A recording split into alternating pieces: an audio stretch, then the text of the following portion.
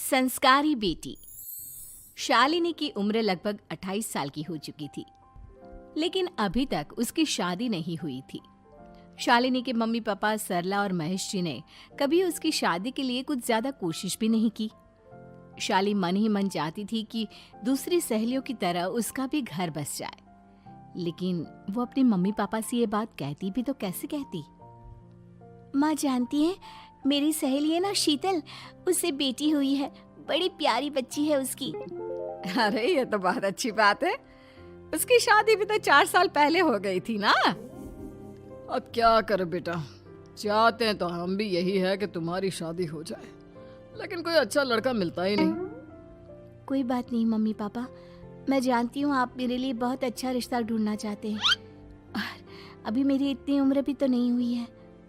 अच्छा शालिनी बेटा, क्या है ना, मेरे पास नई साड़ी नहीं है और मुझे किटी पार्टी में जाना था, तो इस महीने तेरी तनख्वाह आ जाए तो एक नई साड़ी दिलवा देना बेटा। और बेटा मेरा मोबाइल भी थोड़ा पुराना हो गया है, 6 महीने से इसी को काम में ले रहा हूँ। एक नया मोबाइल ला देना बेटा। हाँ हाँ मम्मी पापा। और माँ, आप तनख्वाह की चिंता क्यों करती हैं? साड़ी तो मैं आपको कल ही दिलवा दूंगी। और रही बात आपकी मोबाइल की, तो मैं आज शाम को ही ऑफिस से लौटते वक्त ले आऊंगी। अरे भगवान सबको तुम्हारे जैसी बेटी दे, कितना ध्यान रखती है अपने मम्मी पापा का। पापा, आज आप दुकान नहीं जा रहे हैं क्या? वो क्या है ना बेटा, मेरे सर में जरा दर्द हो रहा है, इसलिए आज दुकान जाने का मन नहीं है। पापा दवाई ले लीजिए, और अगर हो सके तो चले जाइए। इस तरह दुकान बंद रहेगी तो ग्राहक आना बंद कर देंगे ना। अरे बेटा, तेरे पापा की अब उम्र हो चली है, और तू है ना हमारी कमाऊ बेटी, इतनी अच्छी नौकरी करती है, हमारा ख्याल रखती है, तेरे पापा को चिंता करने की क्या जरूरत भला है? ठीक है पापा, आप अपना ध्यान रखिए, मैं ऑफिस से लौटते वक्त आपका फोन ले आऊंगी। और माँ, आपकी साड़ी हम कल लेकर आएंगी। शालिनी के जाने के बाद क्या करे, शालिनी के लिए सच में कोई लड़का ढूंढकर उसकी शादी करवानी है क्या? अरे पागल हो गई हो क्या? वो शादी करके इस घर से चली गई तो हमारे खाने के लिए पैसे कहाँ से आएंगे? जानती हूँ वैसे भी आपको ना दुकान पर जाने में, काम करने में आलस आता है, अच्छे से पहचानती हूँ आपको। हाँ तो क्या हुआ, बेटी नौकरी करती है, जब बच्चे माँ बाप की कमाई पर मजाक कर सकते हैं, तो क्या माँ बाप बच्चों की कमाई पर थोड़े दिन चैन से जी नहीं सकते? अरे वो तो हम जी रहे हैं ना, देखा ना हमारी बेटी एक ही बार में हमें मोबाइल और साड़ी दिलाने के लिए कैसे फट से तैयार हो गई। एक दिन सरला की एक पड़ोसन अपने भतीजी का रिश्ता लेकर सरला के घर आती है। सरला बहन, ये मेरा भतीजा है प्रशांत, इसके लिए रिश्ता ढूंढ रही थी बहुत दिन से। अचानक से तुम्हारी बेटी का ख्याल आया, इतनी सुंदर और अच्छी नौकरी वाली लड़की है, मुझे तो बहुत पसंद है। अरे तुम्हारे पसंद करने से क्या होता है, मेरी बेटी को भी तो तुम्हारा भतीजा पसंद आना चाहिए ना। हाँ, ऐसे थोड़ी ना कि तुम्हें हमारी लड़की पसंद आ गई और हमने रिश्ता कर दिया। मेरा भतीजा बहुत बड़ी कंपनी में जॉब करता है। अंकल जी, मैंने आपकी बेटी को देखा है और वो मुझे बहुत पसंद है। हाँ, तुम्हें तो पसंद है, लेकिन हमें भी तो उससे एक बार पूछना पड़ेगा ना। तो बुलाइए ना शालिनी को, उससे पूछ लेते हैं कहाँ है वो।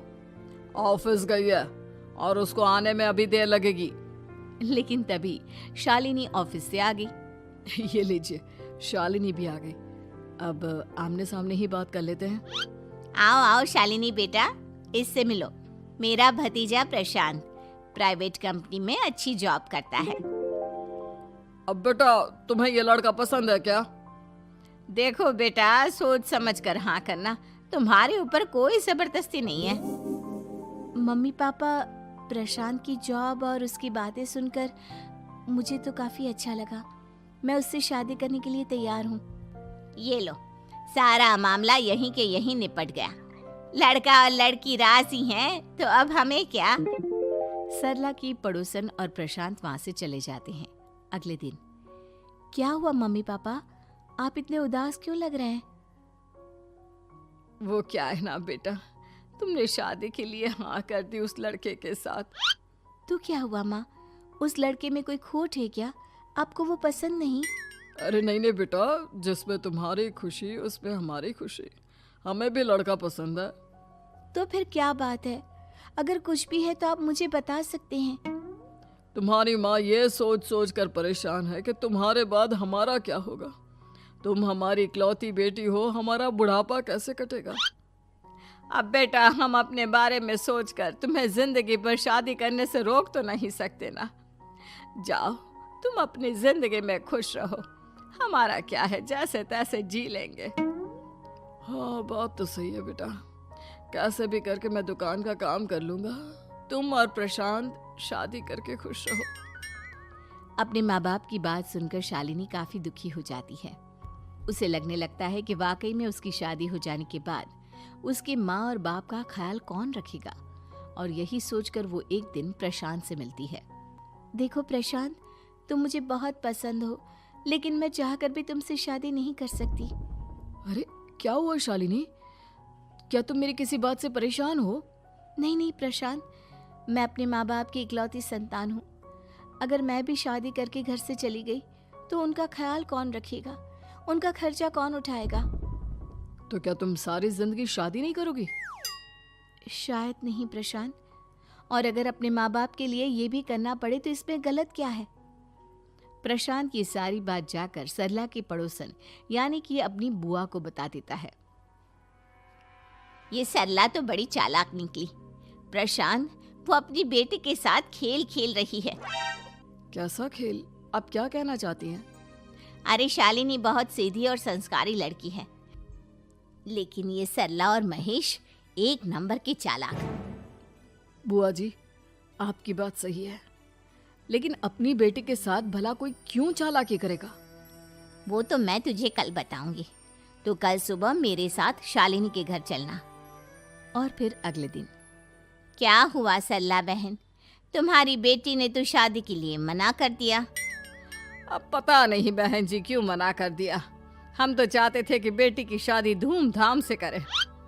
हमारी तो बहुत इच्छा थी कि शालिनी की शादी प्रशांत के साथ हो जाए, लेकिन अब क्या करें, वही नहीं चाहती। आंटी जी, शादी के बाद मुझे अपने माँ बाप की बहुत चिंता रहेगी। उनका ख्याल कौन रखेगा, और इसलिए मैं प्रशांत तो क्या किसी से भी शादी नहीं करना चाहती।